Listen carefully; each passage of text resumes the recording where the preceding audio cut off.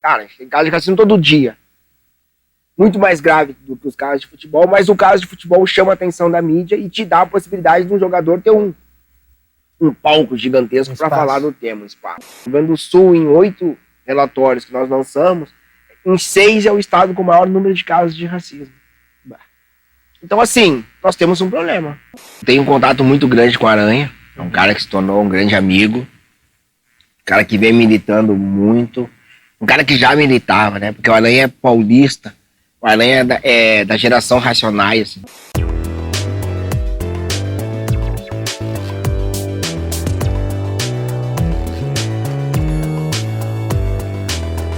O Alhos Papo está no ar, sejam todos muito bem-vindos a mais uma edição do nosso podcast. Você sabe muito bem, vocês conseguem já enxergar todo esse contexto aqui. Ele é realizado no Rocket Club, esse bar tão sensacional de São Leopoldo, nossa querida terra, do nosso querido solo Capilé. E antes de passar a bola pro cara que tá aqui conosco, que veio aqui trocar uma ideia qualificadíssima com a gente, eu preciso fazer aqueles pedidos super necessários e que não custam nada para vocês que estão nos acompanhando, que é o quê? Se inscreve no nosso canal, dá um like, ativa a notificação, vai saber quando tem vídeo novo. Isso vai ajudar e muito a gente a continuar com esse projeto, a continuar trazendo pessoas diferenciadas com conteúdos diversos, porque a nossa ideia aqui é sempre manter a pluralidade, né? Então a gente tem toda uma equipe por trás disso. Tem eu, Matheus Beck, na apresentação, tem Anderson Cabelo nas edições, na produção, na direção, nas câmeras, nosso querido Guilherme Biteco, que faz a produção, também faz as redes sociais. Temos o Matheus Giuseppe, que faz o tratamento de áudio, que não está aqui conosco hoje. Temos ainda o Bruno Barreto, que faz os cortes, e obviamente o nosso querido Paulinho Tserniak, proprietário aqui, um dos proprietários, junto com o Michel, que abre as portas do Rocket. Então é todo um movimento, né, que gira e que roda e que precisa de pessoas. Então é super importante que vocês fomentem esse nosso projeto 100% independente, né, que a gente faz aqui, e tá aos pouquinhos tentando furar essa bolha de Porto Alegre aqui. Estamos com o nosso querido Marcelo Carvalho aqui. Marcelo, muitas graças, muito obrigado por ter vindo aqui trocar uma ideia com a gente. Prazer é todo meu. Tá, muito obrigado mesmo. A gente sabe o quanto é importante pra gente trazer cada vez mais histórias distintas e sabe o quanto a tua agenda e a agenda da maioria dos nossos convidados, ela é concorrida. A gente tenta sempre pegar uma ou duas gravações, às vezes 3 até no mesmo dia, para tentar conciliar. Então é um jogo de xadrez ali, mas que bom que deu tudo certo, a gente conseguiu fechar. Já tinha batido na trave algumas vezes, né, Marcelo? O Marcelo, que pra quem não sabe, né, é diretor do Observatório Racial no Futebol, né? E eu acho que é um assunto, esse programa, ele vai sair agora no início, tá? Quem tá vendo agora é no início de 2023, é o primeiro do ano, a gente tá fazendo essa gravação já antecipada, né? E já trazendo uma temática super importante, uma temática que obviamente está sempre em alta e mais do que nunca eu acho que sendo discutida, né? Eu queria que tu falasse sobre a história do diretório, quando que surgiu essa ideia, digamos assim, de implementar esse trabalho no futebol, Marcelo. A ideia surgiu em 2014, março, abril de 2014, teve o caso de racismo com o Márcio Chagas, o Tinga e o Arouca, foram em sequência ali, março, abril, no ano que o Brasil sediou a Copa do Mundo. Então, o país que sempre se vendeu como o país da democracia racial estava vivendo casos de racismo, e aí a mídia estava falando, imprensa, o Márcio e o Tinga foram a Brasília conversar com a presidente da República. E eu fui pesquisar, assim, racismo no futebol. Tu olha pra fotografia do futebol, tu vê um monte de jogador negro. A comunidade negra sempre pensa, né? A comunidade negra mais periférica sempre pensa futebol como uma das poucas possibilidades de ascensão social. E eu fui pesquisar a quantidade de casos de racismo e o desdobramento desses casos. E aí eu não encontrei essa resposta. Cara, aqui tá um bom lugar pra gente fazer um trabalho. Já tinha feito alguns outros projetos de ideias de trabalhar falando de racismo ou trabalhar falando da comunidade negra brasileira do Rio Grande do Sul. E aí surgiu a ideia do Observatório da Discriminação Racial no Futebol, em março, abril, em maio eu implemento a ideia, e aí já 9 anos, quase 9 anos tocando esse projeto. Era para ser um passatempo, virou algo que eu tenho que me dedicar muito, mas é legal, assim, é um trabalho que me deixa muito feliz, assim, de ver o resultado desse trabalho. Hoje tu te dedica full time pro diretório. E que consiste o teu trabalho efetivo, né? Assim, vocês fazem palestras, são oficinas, enfim, qual que é o trabalho executado aqui em todo esse... Cara, começou com simples vontade de monitorar os casos. Assim. Então, tem uma denúncia aqui no Rio Grande do Sul, vamos colocar ela num num Excel da vida, vamos pegar uma outra denúncia que está acontecendo em outro lugar para a gente conseguir primeiro perceber que não são casos isolados. Então muito mais era planilhar esses casos e falar sobre manifestações que a gente encontrava de clubes, manifestações não só racistas, mas alguma manifestação de clube usando o futebol para falar ou de racismo, ou de homofobia, ou de machismo, enfim, usando o esporte como uma ferramenta de inclusão social.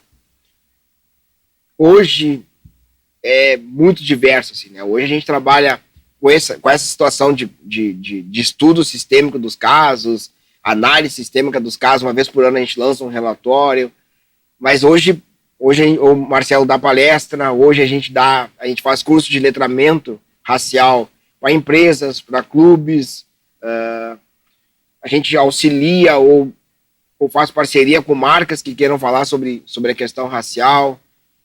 Cara, hoje é muito diverso, assim, porque o cenário se abriu muito. Assim. A gente está vendo um aumento das denúncias de racismo, não só no esporte, mas fora dele também. A gente está vendo uma mobilização, um debate muito maior de sociedade, de empresas, de clubes, de atletas. Então, para tudo isso, alguém chama um auxílio, né? Poxa, eu quero falar sobre o tema, mas tô com medo de errar as palavras. Me dá um auxílio, beleza. E então hoje o Observatório faz tudo isso, assim, né? É um pacote grande de trabalho. A gente conseguiu sair daquele projeto social voluntário que as pessoas enxergavam como, poxa, vem aqui que eu vou te dar um impulso, né? Vou dar um espaço para te falar de racismo, para que as pessoas hoje já entendam que, cara, vem cá prestar uma consultoria, eu quero falar sobre tal tema e eu quero uma consultoria. Então a gente conseguiu sair também desse lugar, das pessoas enxergar como assistencialismo, para enxergar como um trabalho, né? Afinal de contas, eu paro um tempo para pensar um projeto, eu passo 24 horas da minha vida hoje pensando no Observatório, porque é muito louco, assim, né? Dá um caso de racismo, eu tenho que ficar sabendo. Independente, assim, eu tenho que ficar sabendo porque alguém já vai me chamar. Cara, tu viu? Tu não viu? Pô, e aí daqui a pouco o jornalista já me chama, qual a tua opinião sobre... Entendeu? Então, assim, é a minha esposa que fala, quando dá um caso de racismo, cara, perdi o marido, né? Então é isso, assim, hoje é muito trabalho mesmo. Nós estamos gravando em dezembro, eu tô louco para tirar férias, porque, cara, 2022 foi puxado, mas foi gratificante, assim, bastante projeto, bastante trabalho, isso é bom, né? Claro, eu vejo assim, eu queria que tu falasse um pouquinho sobre essa questão, até principalmente do futebol de uma maneira específica. A gente tem um caso muito marcante aqui no Rio Grande do Sul, né, que foi a situação do goleiro Aranha, né, do Santos, e que foi talvez o que, não sei se o principal, mas foi o primeiro que foi mais debatido ou mais exposto, né, a nível nacional. E teve a punição, né, com a instituição na competição. E eu queria que tu falasse sobre como que foi lidar, né, com esse caso tão grande, né, e ao mesmo tempo o que tu enxerga de soluções legislativas no que diz respeito ao futebol específico, o que poderia ser feito ou o que deveria ser feito, né, para que de uma vez por todas isso pare de ocorrer ou pelo menos enfim, diminuam os casos, porque que nem tu falou, talvez até com o advento disso aqui, do celular, da internet, não tem como, absolutamente tudo vaza. Se é simplesmente um caso isolado de um cara, do torcedor do Brasil de Farroupilha, lá no interior, na Terceirona Gaúcha, eu sou um cara que gosta muito de futebol do interior, então eu acompanho, então aquilo lá também está em evidência e aquilo sai para a mídia e gera, né, obviamente, como deveria ser, mas graças ao fato da gente poder registrar, né? Então imagina como era antigamente, né? Tu sabe muito mais do que nós tem poder de falar para isso. Mas o que tu enxerga, assim, no fim, assim, do túnel como a alternativa legislativa para tentar dar uma diminuída nisso? Primeiro, assim, eu acho que a gente tem um problema de memória, né? A sociedade brasileira tem um problema de memória. Não só a brasileira, mas trazendo aqui para o Brasil, trazendo para o Rio Grande do Sul. E quando aconteceu o caso do Aranha e a punição existiu, uma das coisas escritas na decisão do tribunal foi: vamos tornar esse caso um caso exemplar para que daqui em diante todo caso de racismo que vai acontecer vai ter uma punição tão dura quanto essa imposta ao Grêmio. Isso é problema de memória. Por quê? Porque em 2005, se eu não estou enganado, foi 2005, nós tivemos o primeiro caso de racismo punido no Brasil, que foi um caso de punição ao Juventude, um jogo Juventude Internacional. Toda vez que o Tinga tocava na bola, a torcida do Juventude fazia som de macaco, o Juventude foi ao julgamento e foi punido. E na punição do Juventude estava lá escrito: vamos tornar essa punição exemplar para que nenhuma outra situação que nem essa aconteça. 2005, 2014 a gente vai ter a mesma decisão escrita. Então a gente tem um problema de memória muito grande. Assim. Por quê? Também por quê? Porque isso aconteceu 2005 para 2014, porque outros tantos casos de racismo aconteceram no Rio Grande do Sul, especialmente olhando para a dupla Grenal. Não foi o primeiro caso esse do Aranha. Em 2014 o Grêmio tinha um outro caso de racismo que foi que me chamou a atenção, que foi num jogo, num Grenal, quando o Paulão tá saindo com a camisa do Inter, o torcedor do Grêmio chama ele de macaco, ele vira pro torcedor, discute com o torcedor, e aí aquilo vira uma notícia. Isso é maio de 2014, junho de 2014, e eu me lembro que isso me chamou muita atenção porque uma menina escreveu um texto que dizia: por que te calas, Paulão?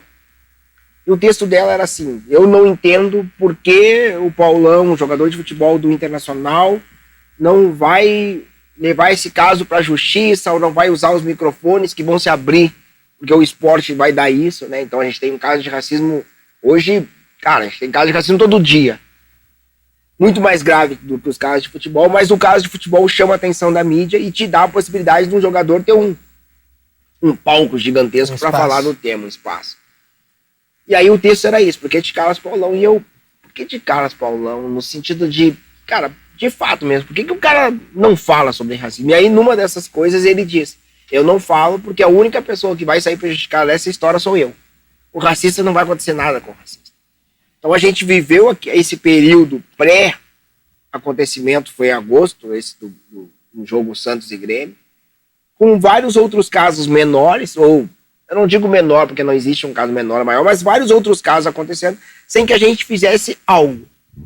E aí, aquele dia acontece aquele caso, de novo, né, uma repercussão gigantesca, com uma decisão do tribunal dizendo que isso é o exemplo para que nunca mais aconteça.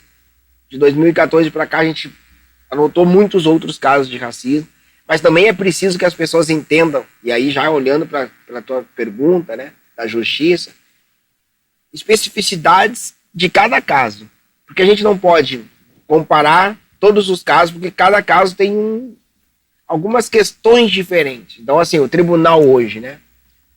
Em 2009, o tribunal coloca dentro do Código Brasileiro de Justiça Esportiva um artigo, que é o artigo 243G, com previsão de punição para casos de discriminação por raça, por cor, por credo, por religião, por deficiência. Então, tá ali tudo, orientação sexual, que até tá errado, né? Tá lá no código, tá escrito opção sexual. Mas tá tudo, a previsão tá ali, em 2009. Só que a gente não pune. E a outra questão é, uma das coisas que mais me chama a atenção ali é, a punição vai aumentar conforme o número de pessoas que cometerem um ato racista, um ato discriminatório. E proporcional à quantidade, né? Então, assim, não é simplesmente um número de pessoas, não é que sejam 10 ou sejam 20. É 10 ou 20 de qual cenário. Isso é o que está escrito ali. E a minha pergunta é, para todo mundo do tribunal que eu converso, qual é a proporção de quê? Entendeu? Porque, por exemplo, num jogo do interior, Terceirona Gaúcha, se 3 pessoas cometerem um ato racista numa arquibancada que tem 30, é grave. Mas num estádio que tem 50 mil pessoas, se 2 cometerem um ato racista, é menos grave. Então isso está ali. E não existe, nunca vi um movimento para, isso aqui precisa ser melhor escrito. Está ali. Então, primeiro, aquele caso do Grêmio, foram vários torcedores que cometeram aquele ato. Isso serve para dizer que, de 2014 para cá, a gente dos mais de 200 casos que o observatório monitorou, poucos casos são cometidos por mais de um torcedor. Então, o Tribunal do Rio Grande do Sul, em 2019, numa reunião que a gente fez conversando com o pessoal do tribunal, determinou que, isso é uma determinação extraoficial, porque não existia era uma recomendação, que todo caso de racismo que fosse cometido por um torcedor, o clube não poderia ser punido. Então, a gente tem no Brasil, 90% dos casos são cometidos por um torcedor. Então, a gente não vai mais punir ninguém. Aí tem um erro. O outro erro é, a punição é a solução do problema? Ou a gente precisa pensar outras coisas? Não é a solução do problema. Mas a gente precisa punir. Precisa punir por 2 motivos. Primeiro, para que o racista não se sinta à vontade de ir para um estádio de futebol cometer um ato racista. Segundo, porque, cara, é crime. Então a gente precisa punir. Precisa punir quem? O torcedor ou o clube? Na minha opinião, o clube. Porque ele é responsável por tudo que acontece ali. Nós estamos dentro de um bar. O que acontecer dentro desse bar é responsabilidade do dono. Pô, mas eu não tenho culpa se alguém bêbado vier aqui. Cara, tu não tem culpa, mas tu tem culpa. Tu entende? É isso. Infelizmente é assim. Eu não tenho culpa de tudo que acontece dentro da minha casa, mas tenho. A gente é coautor de tudo que acontece dentro do espaço que a gente tem responsabilidade, de certa forma. Então a gente precisa punir o clube. Até porque para o clube começar a pensar ações e campanhas contra o racismo ou contra outras formas de violência. Se a gente não faz isso, é o que eu digo da memória. Então a gente vai fingindo que, não, isso foi um caso isolado, não, mas isso não acontece sempre, não, mas isso não é o que o torcedor do meu clube pensa, isso é um torcedor que veio aqui. Cara, o Rio Grande do Sul, em 8 relatórios que nós lançamos, em 6 é o estado com o maior número de casos de racismo. Então, assim, nós temos um problema. E a gente precisa assumir que tem um problema para a gente começar a pensar na solução. Qual é a solução? A solução, primeiro, senta aqui, olha o que está escrito e vamos mudar isso. Vamos entender que se na Europa a gente tem coletivos de torcedores que vão para arquibancada 10, 20, fazem saudação nazista, fazem cânticos racistas, isso é um cenário. Mas nós não temos isso no Brasil. No Brasil é um torcedor. Então a gente precisa punir esse torcedor. A lei esportiva é capaz de punir um torcedor? Não. Porque a gente olha para futebol, a gente precisa entender que, cara, a gente tem uma administração particular no futebol. Tudo no futebol tem outra regra. A gente tem um tribunal que julga o futebol. A gente tem uma entidade que ela é independente, que é a CBF. O governo não tem qualquer controle sobre a CBF, não pode interferir conforme a FIFA. Então a gente tem um mundo à parte dentro do futebol que a gente precisa entender como é que ele funciona. Então todo esse cenário ele precisa ser pensado. Nesse momento que a gente tem um aumento muito grande das denúncias, a gente tem que punir. E punir forte. Tem um paralelo que eu não gosto, mas é o único possível. A gente pensar o futebol há 20 anos atrás, cara, a gente arremessava. Era arremessado copo, mijo. Cara, não era arremessado celular porque não existia. Uhum. Mas o cara... Tênis, sapato, o cara chinelo. tirava tênis, sapato, chinelo, radinho de pilha. Hoje tu não vê mais ninguém, a pilha. Cara, eu ficava pensando, cara, como é que esse cara vai embora pra casa se ele tirou o chinelo, o tênis? Mas o cara tirava o chinelo, o tênis, o radinho, a pilha. Hoje tu não vê mais isso no futebol brasileiro. Por quê? Porque o tribunal decidiu que, se isso acontecer, eu vou punir o clube. O que o clube fez? Tem placa de dizer não atirem objeto no gramado, o clube vai ser punido. O torcedor, quando alguém atira, o torcedor já pega, o cara já chama segurança, pô, foi esse cara aqui. Por que a gente não tem essa consciência para a questão racial? Poucos clubes no Brasil têm placa para isso. A gente vê o sistema de som dizendo, torcedor, não atire objetos no gramado, porque o clube pode ser punido. A gente não tem isso para a questão racial. E veja bem, eu não estou nem falando de consciência social, né? Eu estou falando de não punição ao meu clube. Uhum. A consciência vai vir depois. Mas nesse momento, então tá, eu não quero que a violência aconteça. Eu não quero que ela aconteça. Eu vou pensar nela pelo bem do meu clube ou pelo bem da sociedade. Cara, o resultado é o que mais me interessa agora. Não interessa se por qual motivo tu vai começar a não ter mais cânticos homofóbicos e racistas no estádio. É um passo. Mas a gente não tem esse passo. A gente está atrás. A gente começa de novo a Quando dá um caso de repercussão nacional, a gente, para tudo, qual é a solução? Mas 6 meses antes a gente teve um caso, a gente parou tudo para discutir, nada foi feito, e assim a gente vai repetindo tudo. Vai repetindo não só com isso, né? A sociedade brasileira vai se repetindo e poucas ações são feitas. Bom, a gente estava falando sobre alguns aspectos culturais, né? Eu que sou um cara que sempre também frequentei estádios desde muito cedo, e eu me lembro que tinha essa coisa, essa atmosfera que nem tu falou, de que o estádio, eu tenho 32 anos lá, então comecei aí na década de 90, que tu tinha o aval. Eu me lembro que tinha essa coisa assim, no estádio tu pode xingar. Tu pode xingar o juiz, tu pode xingar o adversário. Eu fui ensinado a odiar o meu adversário, sabe? E eu vejo que hoje não, hoje, é claro, sempre terão, né, situações, mas eu gosto de, às vezes, tentar, né, pontuar ou tentar pensar de uma forma positiva. Tu acabou citando transformações comportamentais que ocorreram, né? Mas que infelizmente não se sustentou, se carregou também para a questão racial. Mas ao mesmo tempo que a gente tem hoje maiores denúncias, ainda que a impunidade seja estabelecida, tu vê uma certa evolução por tu estar sempre dentro desse assunto, por tu frequentar, por tu conversar com pessoas em empresas, né? Às vezes não somente dentro do futebol, tu vê as pessoas mais acessíveis a esse aprendizado, a esse conteúdo? Antes de entrar na questão da pergunta, tem um outro cenário que eu acho muito interessante da gente olhar também, que é como a gente tratava as mulheres no estádio. Uhum.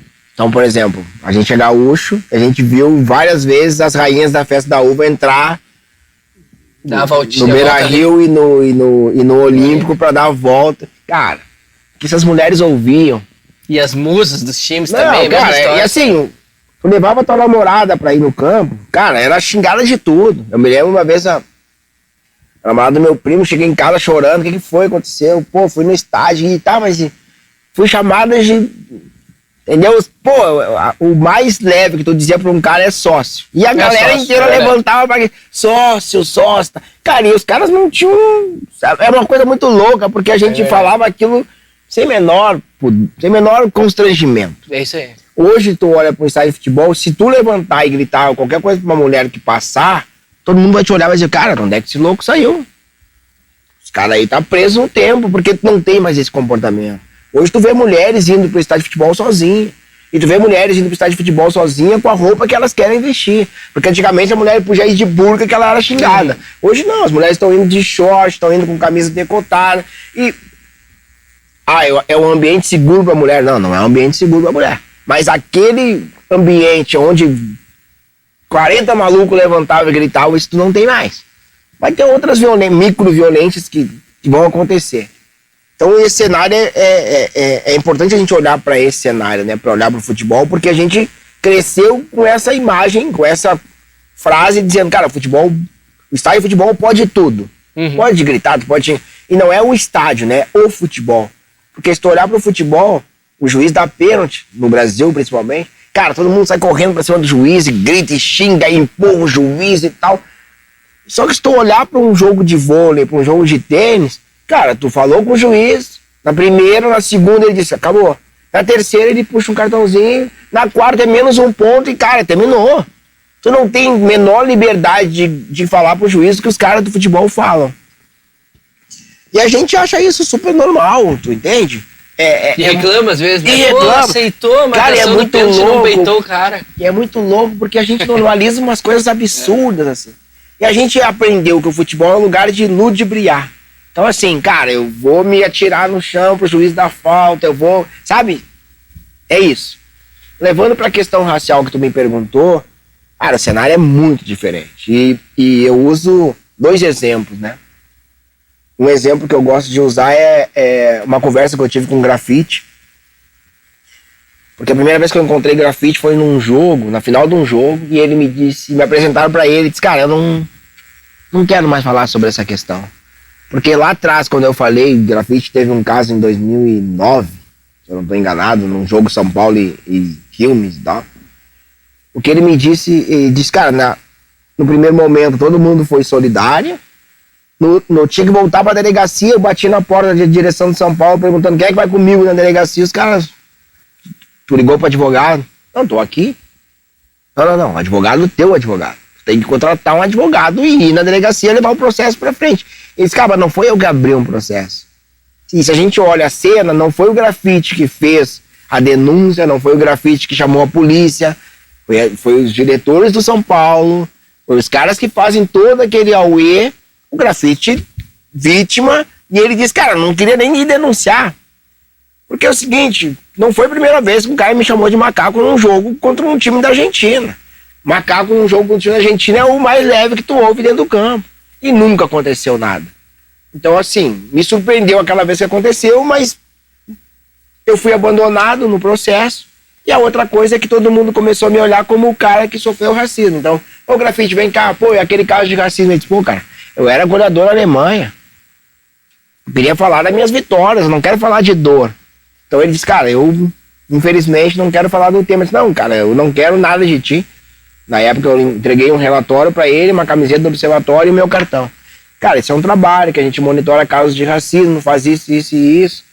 Não quero tirar uma foto contigo segurando a camisa. Quero que tu chegue em casa e olha com esse trabalho.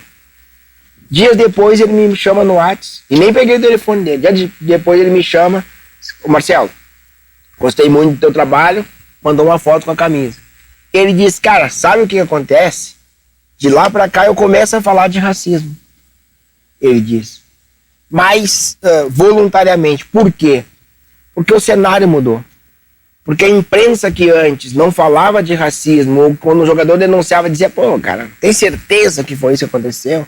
Eu tô vendo um jogo esse dia na televisão e o jogador negro para na beira do campo e nervoso, e aí o jornalista, será que é isso? Será que é o que eu tô pensando? O cara, narrador, o comentarista, pô, eu acho que foi. Então assim, já todo mundo tá mais ligado. Se a gente aumentou o debate aqui fora, se a imprensa tá falando mais, isso vai chegar no jogador. Então uma das coisas que eu sempre ouço muito jogador falando é o que acontece em campo termina em campo. Só que pro racismo essa chave virou. Cara, é muita dificuldade para que o jogador leve o caso adiante. Mas ele se mostra extremamente incomodado quando ele é xingado de forma racista e ele denuncia. 2 dias depois, vamos falar sobre isso? Não. Já fiz minha parte, já falei. Tá, mas tu vai levar o caso adiante? Não vou. Mas na hora, e nós estamos quebrando um silenciamento. Isso está acontecendo. É o que nem eu disse, o cenário está muito longe do ideal. Mas a gente tem uma quebra de paradigma, a gente tem uma mudança gigantesca no futebol brasileiro. A gente tem, primeiro, o jogador que está entendendo que é preciso denunciar isso, porque isso é uma violência, isso é um crime. Então a gente está quebrando o silenciamento.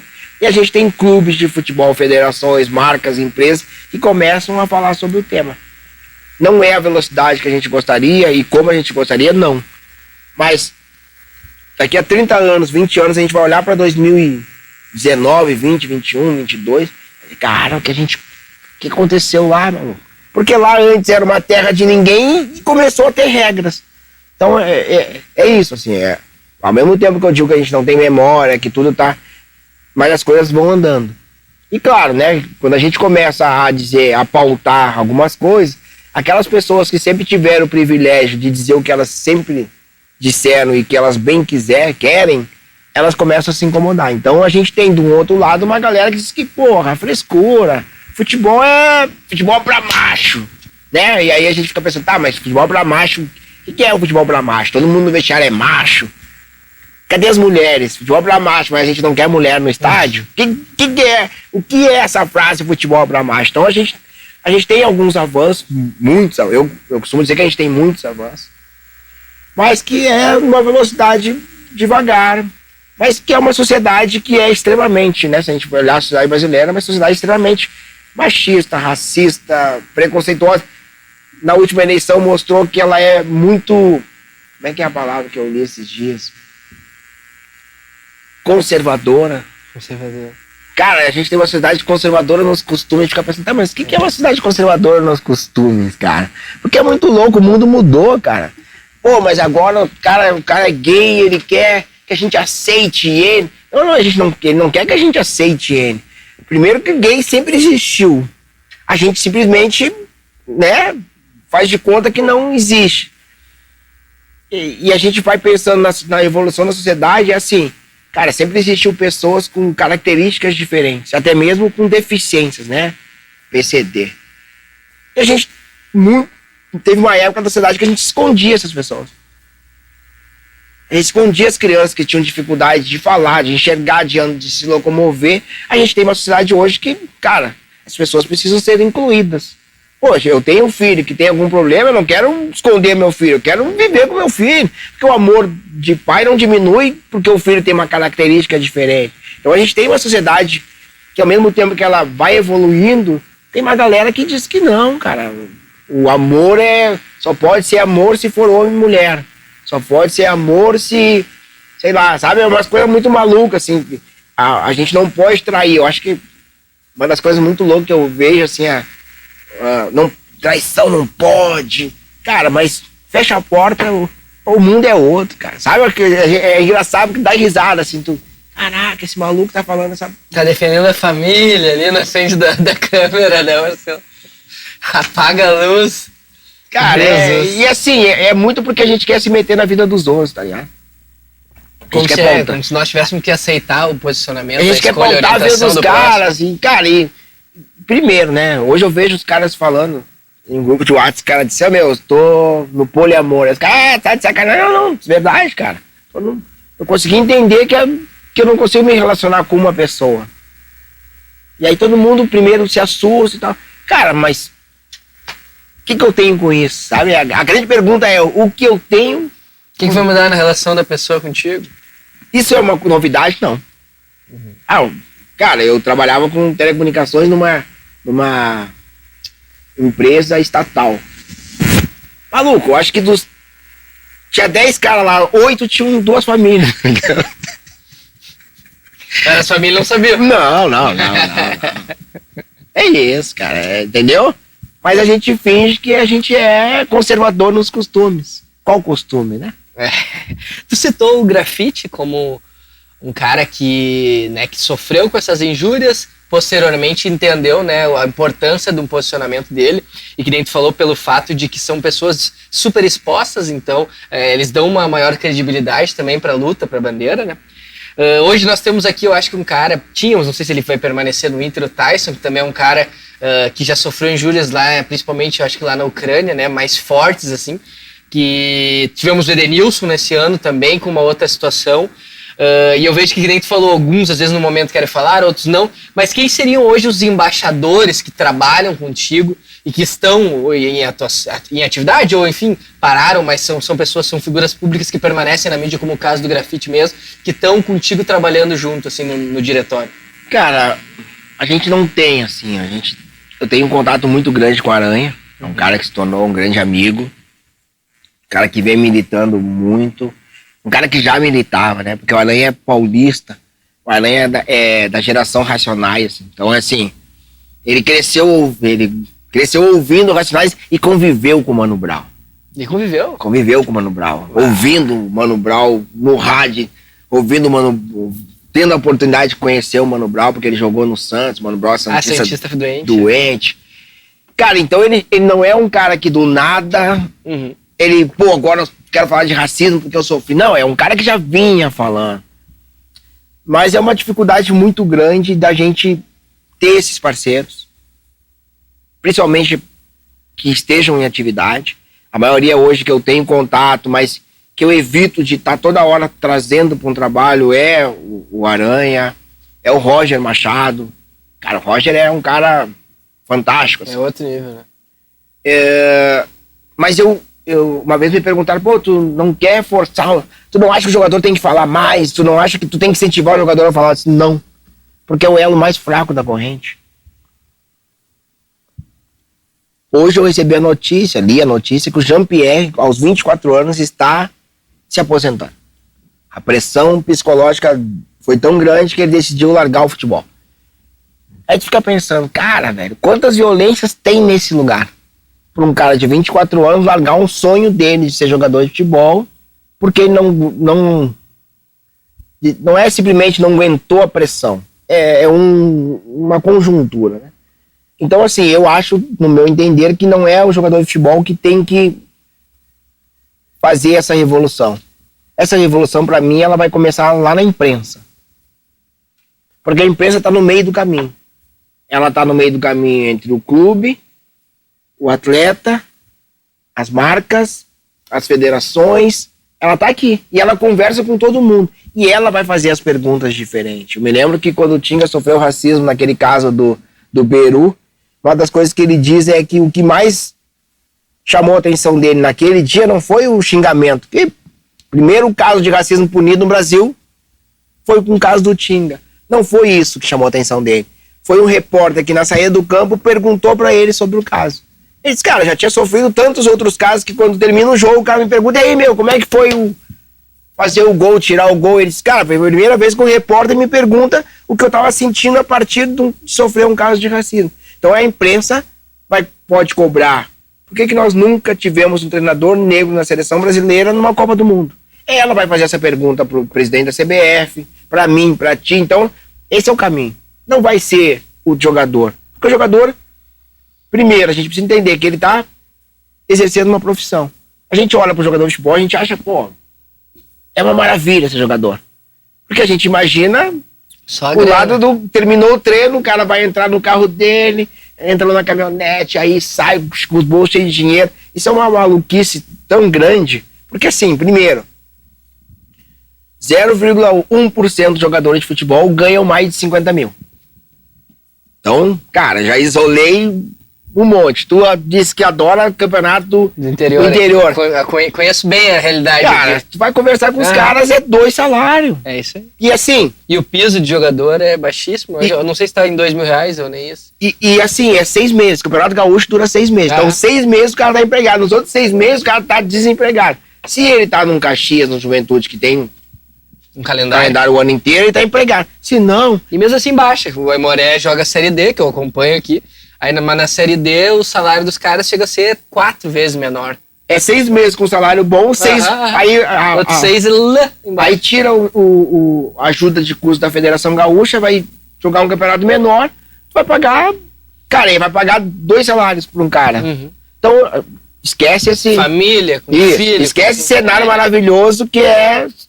Só que a gente imagina sempre isso. A gente imagina todo mundo que todo mundo é o Neymar. Pensa no Neymar. Isso. Então, assim, a gente tá falando de um jogador que ganha, na média, 5 salários mínimos. Não é isso, mas vamos pegar 5 salários mínimos. O cara tá vivendo. Ele não tem extravagância, o cara tá vivendo. 15 anos de carreira, mais ou menos. Ali. E aí tu quer que o cara pegue esse espaço que ele tem de unhas e dentes pra conseguir chegar no Aimoré, que a gente, mas no Aimoré, cara, pra estar no Aimoré, tem 30 caras lá de fora querendo entrar no Aimoré. Muita gente. Então, assim, o cara tá aqui no Aimoré. Tu acha que ele vai... Eu vou dizer pra ele, cara, arrisca a tua carreira pra falar de racismo, porque tu vai defender uma sociedade, e aí o cara do Aimoré, o cara do clube diz assim pra ele, cara, não, teu discurso tá horrível, tu tá prejudicando o clube, tá desempregado. E aí o cara vai bater na minha porta e dizer, Marcial, eu tô desempregado, eu fiz o que tu pediu. Mas eu vou dizer o que pro cara desse? Não tem nem dinheiro pra mim, entendeu? Então assim, eu nunca achei que ou forcei ou incentivei que o jogador compre esse barulho. Diferente do cenário, todo mundo acha que não, o jogador tem que sair de campo. Cara. Outra. A gente olha para o futebol e diz assim, o futebol é a possibilidade de pessoas negras de ascensão social, porque futebol é uma democracia racial, é muita pessoa negra envolvida nas 4 linhas. Terminou as 4 linhas, tu não tem diretor de futebol negro, tu não tem treinador negro, tu não tem presidente de federação negro, os empresários, os maiores empresários do futebol do Brasil não são negros, as agências que cuidam das carreiras dos caras não são negros. Então tu imagina assim, vamos sentar para conversar. Cara, sofri racismo. O cara te xingou ali. Faz parte, faz um gol. Faz um gol que tu cala a boca dele, tu cala todos os racistas. Vai ficar falando sobre isso. Então, essa é a frase que os caras ouvem. Então, cara... Responde na bola. Então, o Edenilson, quando a gente pega o caso dele, ele quase pede desculpa, né? Desculpa eu não estar falando sobre o jogo pra estar falando sobre racismo, mas infelizmente... Então, assim, esse é o cenário. E aí não tem como eu achar que um cara tem que falar sobre isso. E aí vou entrar numa outra coisa que a gente precisa olhar, né? Olhando para o Rio Grande do Sul. A gente teve em 2022 2 caras aqui que a gente deveria ter valorizado muito e a gente jogou os caras para cima. Roger Machado no Grêmio e Tyson no Inter.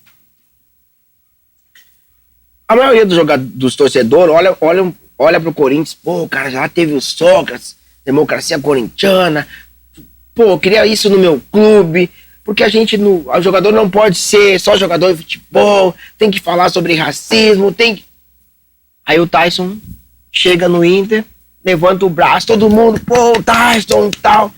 Aí o Tyson começa a jogar, não rende o que o torcedor espera, e aí tu entra na rede social e, pô, cara, vi pessoas negras dizendo, pô, se ele parasse de militar, jogava melhor. Aí quando eu vi aquilo de uma pessoa negra dizendo aquilo, eu fiquei pensando, caraca, peraí. Tem algo errado aqui, mano. Pô, se a gente quer que um expoente levante a voz, agora não quero mais porque, pô, ele errou o gol, errou o passe. Tem um processo errado.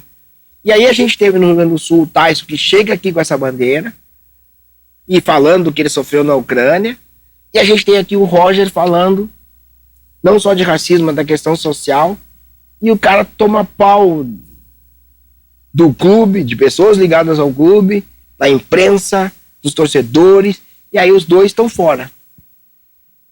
E a gente pensa, e aí a gente vai dizer, pô, por que não tem ninguém que fale? Não, a gente tinha 2 caras que falavam. A gente só não prestou atenção e a gente não valorizou. Porque a gente, enquanto torcedor de futebol, é muito louco, porque a gente acha que é dono da vida dos caras, assim, né? O Brasil perdeu a Copa, eu li o comentário. Se não tivesse pintado o cabelo de loiro, se não tivesse dançado... Dá um cansaço, né? Esse tipo de cara, coisa ainda. Não, aí um cara escreveu, não, eu não sou contra isso, mas isso tira o foco. Tira o foco. A gente olhar pro Ronaldo em 2002, em 98 o Ronaldo passa por aquele processo que até hoje a gente não sabe o que aconteceu. Mas eu tenho uma teoria, tu tem a tua, e se a gente perguntar aqui, cada um tem a sua. Na minha humilde opinião, o Ronaldo sentiu a final. Porque, cara, vamos lá. Nós estamos aqui conversando, amanhã é a final da Copa do Mundo de futebol. Não sei quantos bilhões de pessoas vão olhar pra ti e tu é o cara. Não é qualquer um que vai dizer não. E contra uma França... Bota a bola em mim que eu sou dono. Então, assim, na minha teoria, o Ronaldo sentiu a Copa, e aí teve um problema, enfim. 2002, pra dizer que a minha teoria é a certa, o Ronaldo, cara, eu preciso fazer alguma coisa pro pessoal não vir me perguntar a mesma frase. Vou cortar o cabelo, cascão. E, cara, tu fica pensando, cara, o que levou o Ronaldo a cortar o cabelo daquela maneira, porque a foto dele campeão mundial é com aquele corte. A tática foi, o repórter olha pro Ronaldo, cara, o que nós vamos perguntar pro Ronaldo? O cabelo. Mas não vou perguntar de 98, não, cara, vou falar do cabelo. E aí ele desfoca. Então, é uma tática. Jogador de futebol, cara, pô, a gente tá concentrado. Pô, vamos pintar o cabelo de loiro, vamos dançar. Faz parte, cara. Pô, a média da seleção brasileira na Copa era 22, 23 anos. Não foi isso, cara. O Griezmann, né, da seleção da França, ele dança. Usava coquinho samurai. Pô, o cara joga pra caraca. Não foi isso. Eu vi um cara falando, não, porque a seleção de 2006, os caras eram... O cara botou uma foto, a seleção de 2006 era focada. Essa seleção... mas 2006 foi o quê? Não, porque aí hoje eu li... Porque se os caras tocassem menos pagode... mas 2002... Entravam tocando. Era samba. 2002 tem a música do Zeca que todo mundo soube cantar porque a seleção cantava. Então, assim, não é isso. É outras coisas. É principalmente o psicológico. O pessoal busca sempre um culpado, né? Essa é a verdade. O grande culpado é assim, pra mim, assim, o único adendo que eu tenho do Tite é o erro de não levar um psicólogo pra seleção. Cara, falando de Marcelo Carvalho, de observatório, dos últimos 2 anos, cara, eu ainda não encontrei a psicóloga, mas eu decidi que em 2023 vou fazer uma terapia. Não é porque é simplesmente para mim jogar para fora tudo aquilo que a gente vai acumulando. Porque mesmo negócios, né, a gente vai acumulando coisas. Porque vamos sentar na mesa para discutir aqui. Negócio. Cara, vamos fazer um projeto, quanto é que tu quer para o teu projeto, e aí o cara numa decisão aqui, senta dois caras para conversar, os dois caras não sentam do mesmo lugar. Um vai sentar contratante, um contratado. Então, o contratado, ele tem dois cenários. Cara, tô bem financeiramente e minha pedida é essa, tô mal financeiramente, preciso fazer esse cara me contratar. E a gente vai sentar para conversar. Eu fiz administração, a gente aprende que o melhor negócio é ganha-ganha. Cara, o melhor negócio para ganha-ganha depende. Se eu tiver com fome e o outro cara descobrir que eu tô com fome, cara, eu vou te pagar, isso aqui vale 3 mil. Vou te pagar 1.000. Pô, cara, é sacanagem. Não quer? Esse é o mercado hoje no Brasil. Aí se um cara me perguntou, por que o racismo existe, vai existir para sempre? Porque tem gente lucrando com o racismo. Porque o racismo é o quê, né? É dominação de poder. Quando a gente fala, pô, é uma minoria. Não, se a gente parar para pensar no Brasil, os negros não são minoria. São maioria, quantitativamente. Mas, em termos de poder, é minoria. E aí tu fica pensando assim, cara, eu tenho poder de decidir. Quanto é que eu pago para os caras? Eu sou justo? Se a gente pensar em justiça, pô, vamos fazer o seguinte, vamos pagar um salário bom para todo mundo vai gastar, todos os lugares vão melhorar, todo mundo gastando, a gente vai crescer, mas a gente ser humano é individualista, então não é isso. Não. Todo mundo com dinheiro não serve, porque daí todo mundo com dinheiro, esse dia eu ouvi uma mulher, né, não vou falar o nome dela, mas enfim, ela disse que tava ruim agora o aeroporto. Porque parecia uma rodoviária. Agora todo mundo tava no aeroporto. Cara, de chinelo de dedo, de bermuda, onde já se viu e tal. É isso, cara. Então o racismo, alguém lucra com o racismo. Porque eu tenho uma parcela da sociedade pobre, que infelizmente a maioria é negra, que vai procurar emprego e eu vou dizer, cara, o salário mínimo é 1.000. Mas eu vou te pagar 500 sem carteira. Não, mas não serve, não. Não serve? Não. Tá bom. Eu vou arrumar outra pessoa. Então, essa é a questão do racismo. Não é que a gente acha, não é só as pessoas acharem pessoas negras mais feias, sabe, essa questão de, poxa, eu acho um cara negro isso, aquilo. Não, toda uma questão financeira do negócio. E enquanto a gente não entender isso e achar que, pô, racismo é inveja, Não, cara, sabe...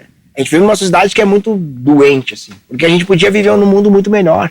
Não que eu seja comunista ou socialista, mas eu acho que dá pra gente pensar mais nas pessoas. Eu fico assustado quando a gente passa em alguns lugares, as pessoas estão no meio da rua deitadas, a gente passa por cima. Isso já é tão normal que a gente passa por cima e a vida vai seguir, cara. E é muito louco, porque as pessoas... Cara, não, mas não existe racismo, existe... a questão social. Não é raça, é social. Aí eu brinco. Já percebeu que se o menino bate na sinaleira, bate no teu carro, pedindo dinheiro, se ele for negro, tu não tem. Mas agora, se ele bater ali com uma camisa da escola, dizendo que, pô, dá um dinheiro que eu vou fazer judô, campeonato mundial de judô, eu preciso de grana. Aí tu abre o vidro.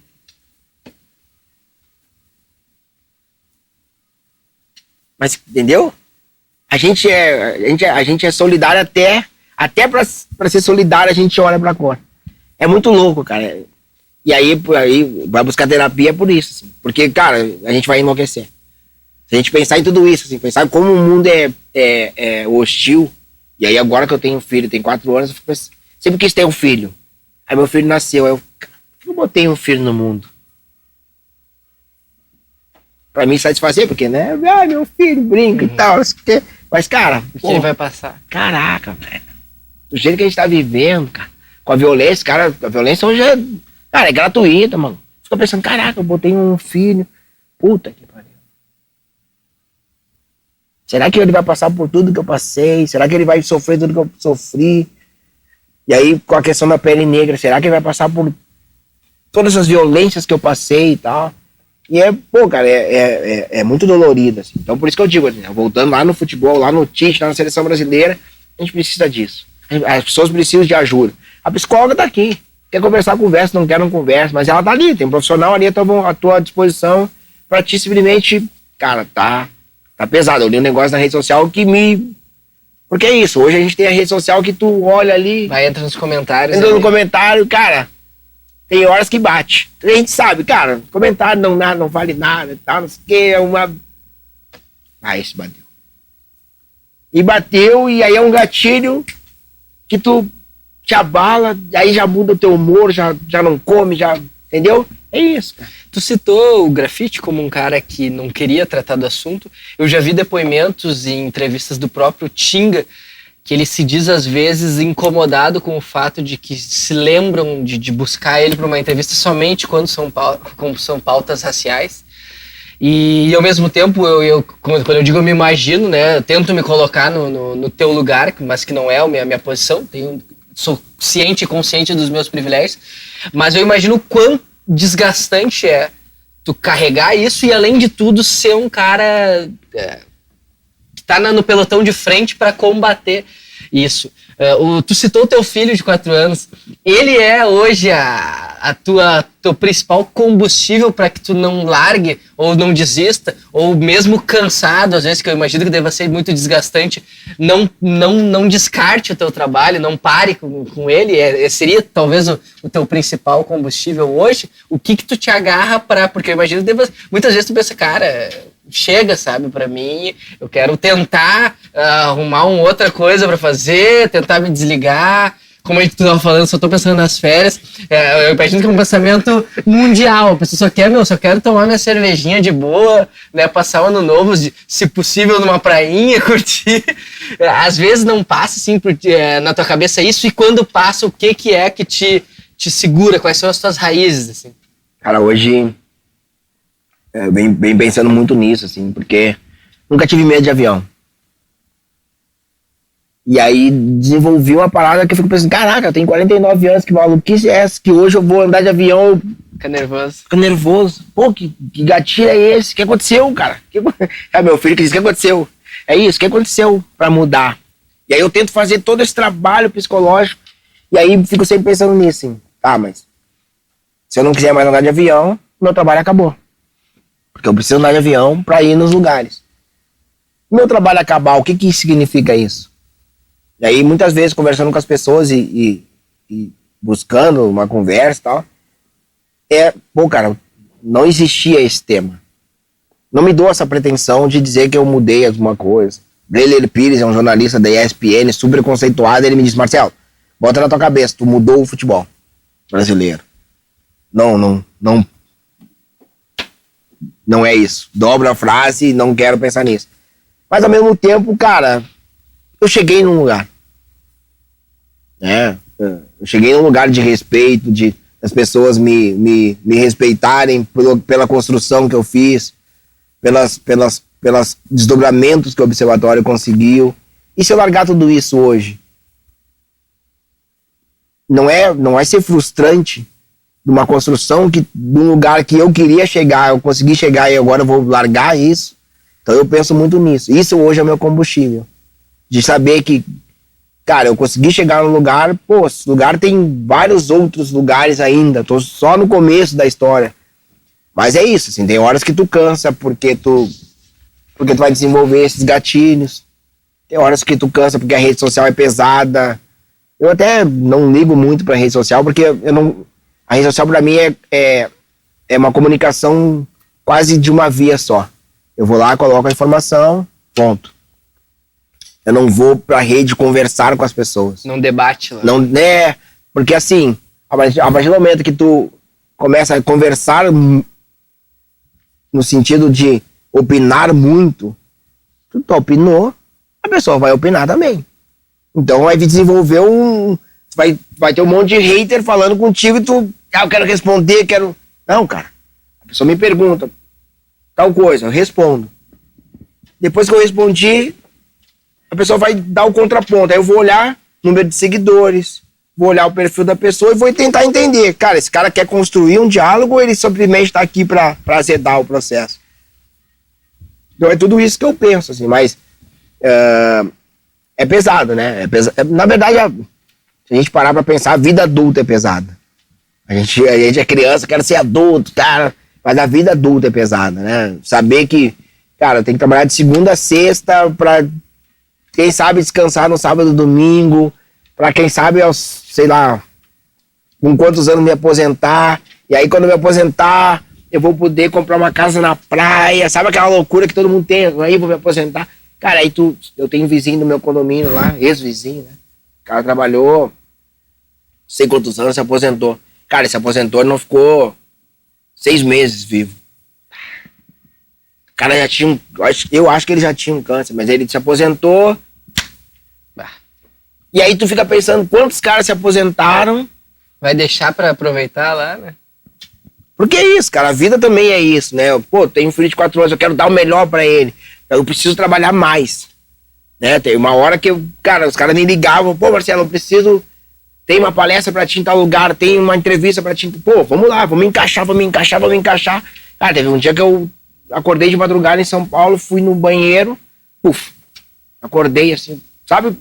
Foi muito louco, porque eu preciso levantar do chão.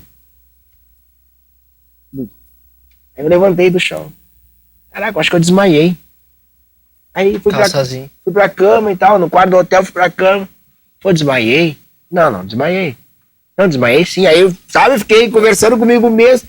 E uma dor no cóccix aqui. Caraca, desmaiei, maluco. Mas aí eu fiquei recapitulando aquele meu dia. Eu tava em 3 eventos paralelos em São Paulo. Eu tava numa feira, eu saía da feira, eu fui numa reunião. Que a reunião eu tinha marcado no meu calendário a 1. A pessoa me liga meio-dia, tá chegando? Eu olhei, 12h20 era a reunião. Tô. Aí sai dali, pego um Uber, vou pra reunião, volto pra feira, aí tem que sair dessa feira, vou pra outra. Aí quando eu desliguei. Aí de madrugada acordei. Cara, o corpo ele vai sentir. Aí eu disse, cara, muito legal, mas eu preciso viver. Porque é isso, né? Aí, mas aí uma palestra com tanto, um trabalho... Não, parou. Agora vamos com calma. Essa dá pra mim ir, essa não dá, essa... Porque é isso, assim. Então a gente vai descobrir que a vida adulta vai nos cobrar algumas coisas que a gente precisa pensar que, cara, não posso esperar me aposentar para poder viajar. Agora, no final de semana, eu tinha marcado com a minha esposa de ir na praia. Aí, no meio do caminho, tem gravação de um podcast em São Paulo, tu tem que vir. Não dá. Não, mas não tem compromisso. Não, mas, cara, eu tenho um compromisso. E, beleza. Porque é isso, cara. Mas, por quê? Porque a gente vai cedendo, né? Vai cedendo pra vida adulta, vai cedendo pras coisas, porque depois amanhã... Eu não vou agora, mas amanhã eu vou. E eu me vejo muito assim, da vida que, como a minha vida era, antes de casar também tem isso, né? Para depois que eu casei, para depois que eu tô nesse lugar. E o quanto a gente vai mudando. Pô, eu corria, gostava de correr, jogar uma bola. Cara, hoje eu não faço nada. E aí o corpo também vai sentir responde, isso. Né? Entendeu? Então, assim, cara, eu preciso voltar a correr, preciso voltar a jogar bola. Mas que horário eu vou fazer isso? Que horário dá pra encaixar? E aí tem maldito telefone, tem maldito WhatsApp que os caras mandam mensagem. Cara, é muito louco. As pessoas mandam mensagem a qualquer horário. Pô, desculpa tá te incomodando essa hora. Mas... E aí tu também manda pras pessoas e tu vai dialogar e à meia-noite tu tá conversando. Então a gente precisa... Sabe? Cara, agora não dá. Agora, uma coisa que eu comecei a fazer. Vou almoçar. Aí tu... Não, vou almoçar. Por exemplo, o meu telefone, mensagem de WhatsApp, ele não notifica. Entendeu? Porque, cara, ou é isso ou é a vida... Não, mas daí tu cadastra só as pessoas importantes. Cara, importante pra mim hoje é só minha mulher por causa do meu filho. Entendeu? Então, assim... E aí, cara, a questão racial, ela é pesada, né? Por mais que a gente ache que... Não vou me envolver, porque o caso de racismo foi com fulano e tal, não é comigo.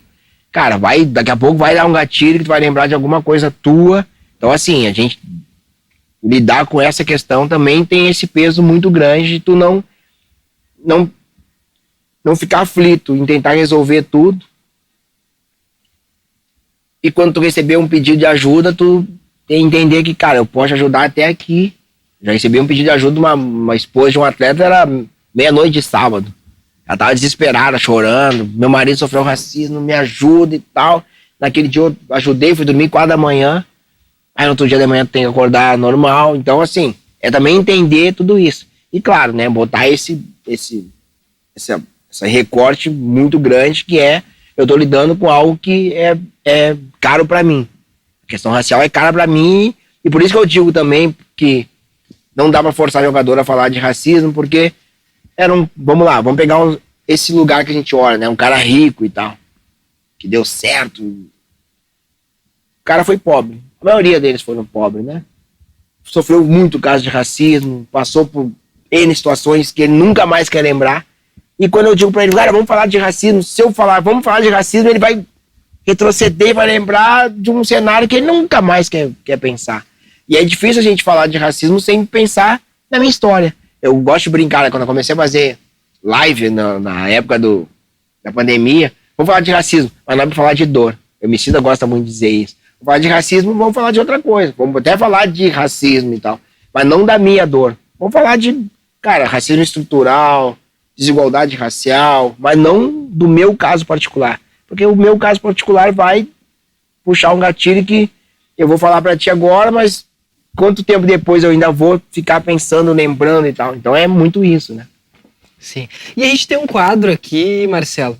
Acho que tu tava acompanhando ali, tu chegou a ver que a gente estava comentando sobre isso, que é o Olha Isso, né? Somos do Olha os Papo, temos o Olha Isso, que antigamente tinha uma visão mais de entretenimento e agora ela tornou mais reflexiva, assim, em que quando tu partir, como eu sempre digo que vai demorar muito isso para isso acontecer, então temos muito tempo aqui nessa terra para fazer muita coisa ainda. Quando tu partir, o que tu quer que as pessoas lembrem quando elas olharem para relembrarem momentos, relembrarem de ti? Qual que é o legado que o Marcelo Carvalho quer deixar nesse plano aqui, independentemente das tuas crenças, né? Eu quero que as pessoas acreditem que nem tudo a gente depende de alguém para resolver. A gente pode fazer pequenos movimentos que vão ajudar uma pessoa, que vão ajudar uma sociedade inteira. O que mais é gratificante no trabalho do observatório não é... A gente não vai mudar. Eu vou fazer uma palestra para 200 pessoas, não vou mudar a cabeça de 200 pessoas. Mas eu vou mudar... Alguém ali naquela palestra vai conseguir entender o que eu estou dizendo. Então, o trabalho do observatório surgiu de forma voluntária, dentro do meu quarto, gosto de dizer, né? Então, assim, cara, a gente pode, de alguma forma, ajudar as pessoas. A gente pode, de alguma forma, olhar para um cara na rua e tentar entender o que aconteceu com essa pessoa. E muitas vezes acolher mesmo. Muitas vezes as pessoas... Eu me lembro de uma situação que eu acho que foi eu mesmo. Eu tava super triste e tal, na rua, sabe quando tem que trabalhar e tu tá ali, cabeça baixa. Daqui a pouco alguém passou por mim, bom dia. Bom dia.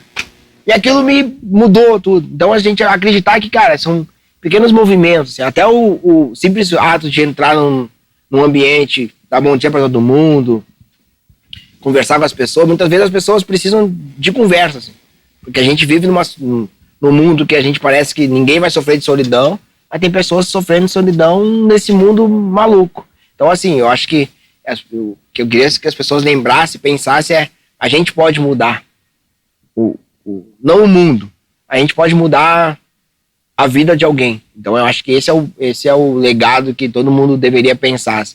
A gente pode ajudar a roubar um sorriso. Perfeito. Marcelo, muitíssimo Fechou? Obrigado por ter vindo aqui trocar essa ideia com a gente, dar essa aula pra gente, né? Eu sei que às vezes o Douglas Silva comentou, né, muito sobre isso, que às vezes é desgastante tu ter que dar sempre essa aula, né? E parte muito de cada um ter que buscar também, né? Procurar se informar, não somente, né, quem sofre dessa questão racial. Mas obrigado por esclarecer, porque assim que nem tu falou, de repente uma pessoa ali que não tinha o conhecimento de algumas situações, certamente foi tocada com essa tua... Mas aqui foi um bate-papo bom, assim, o que o Douglas fala e que é algo que a gente discute muito é as perguntas, né? Assim, devo te chamar de preto ou de negro? Sim. Pô, cara, deve chamar de Marcelo, né? Sabe? Vamos lá no elementar, assim, eu não sei teu nome. Eu não te chamo o Branco. Tu entende? O Emicida fala numa das músicas, ele fala assim, de negra ou preta, na dúvida chama de princesa. Ele fala isso sobre... E aí uma vez eu vi uma pessoa falando numa palestra, né? Ela disse que... Ela começou, pô, porque esses brancos aí... Ela disse, pô, Marcelo, aí eu vi as pessoas incomodadas, aí eu fiquei pensando, cara, por que vocês estão... Aí ela disse, parou a palestra. Vocês estão incomodados que eu tô falando esses brancos, aí todo mundo, sim. Mas vocês repararam que vocês falam esses negros o tempo inteiro?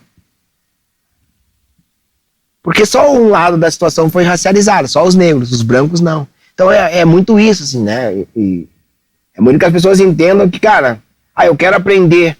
Pô, posso perguntar pra pessoa preta? Pode perguntar. Mas também tenta pesquisar, tenta... mostrar interesse. Mostrar interesse. E se colocar do outro lado da situação de entender, assim, falando de mulheres, né? Uma vez uma menina me disse, Marcelo, tu disse que o campo de futebol tá melhor. Não tá melhor. Eu disse, pô, como não? Tal, aí eu, como não? Pô, ela disse, não. Pensa assim, eu tô aqui no ponto A e eu preciso chegar até o ponto B. São 10 metros. Só que nesses 10 metros tem 2 bolinhos de homens. Como é que eu faço? Eu, cara, não sei te dizer. Ela, então tu já sabe a resposta. Por que isso, cara? Eu fico pensando, cara, como é que é atravessar? Eu tinha um colega que trabalhava comigo que ele tinha essa mania que eu acho absurda, né? Passava por uma mulher e dá uma charadinha. Aí um dia ele passou e, se eu te pego... Cara, foi muito louco, assim, porque ela olhou pra ele e disse assim, tu faz o quê? Aí ele, o quê? Não, tu disse que se tu me pega, fala pra mim, hein? Eu te dei a chance agora. Vamos lá, nós vamos sair daqui, nós vamos pra algum lugar. O que tu vai fazer? Não, cara, pelo amor de Deus, cara. Tu passou por mim, todo machão, dizendo que... Fala aí. Então é isso, cara. Muitas vezes as pessoas entender que as piadas, elas machucam, elas causam traumas, né? Mas enfim, é isso. Eu gostei demais dessa conversa. Que bom, obrigado, Marcelo, obrigado por ter, né, aberto um tempo na tua agenda. A gente sabe, ainda mais fim de ano, né? A gente esse é o primeiro episódio de 2023, mas foi gravado em dezembro, naquele período em que a gente tem 1001 funções, não só de trabalho, como também pessoais, festividades e afins, enfim, todo mundo só querendo dar um jeito de dar uma descansada, mas obrigado por ter tirado uma horinha, um pouquinho mais aqui, porque ficou esperando aqui, né, para ter trocado essa ideia com a gente. Muito obrigado mesmo, Marcelo. Tudo Parabéns certo. pelo trabalho. E quem quiser, né, encontra todo o trabalho do Observatório nas redes sociais. Né? Vou deixar então o convite, né? Conheçam o trabalho do Observatório, observatorioracialfutebol.com.br. Nos sigam nas redes sociais, vistam a camisa do Observatório. Como eu estava dizendo, ainda é um projeto que depende muito de fechar contratos, de fechar parcerias, mas quando a gente... Novembro tem bastante contrato, quando novembro acaba, as pessoas esquecem, né? A gente falou do Tinga, as pessoas esquecem que a gente continua vivo. Então a venda de camisetas, de material esportivo do Observatório nos ajuda muito a manter esse projeto. Então entra lá no site, escolhe uma pulseira, uma camisa, um boné, uma bola e nos ajude a tocar esse projeto em frente. Então tá, gente. Muito obrigado a todos que vieram até aqui. Se tu veio até aqui, não tem desculpa, te inscreve no nosso canal, dá um like, ativa a notificação. Vai saber quando tem entrevista nova, quando tem conteúdo novo, com pessoas diferenciadíssimas, como é o caso do nosso querido Marcelo, que veio aqui, trocou uma ideia com a gente. Toda segunda-feira, a partir das 20 horas, vídeo novo no nosso canal. Tem também uma ampla gama de entrevistados aqui. Quiser dar uma maratonada no nosso conteúdo, tem à disposição. E que seja um 2023 fantástico para todos nós, que seja de muito trabalho, de muita amizade, enfim, de muito sucesso, independentemente da área que vocês atuem. Que seja de progresso, que sejam tempos melhores e mais de paz para todos nós, né, daqui para frente. Valeu, assim até seja. mais. Nos acompanhe nas redes também. Grande abraço. Valeu!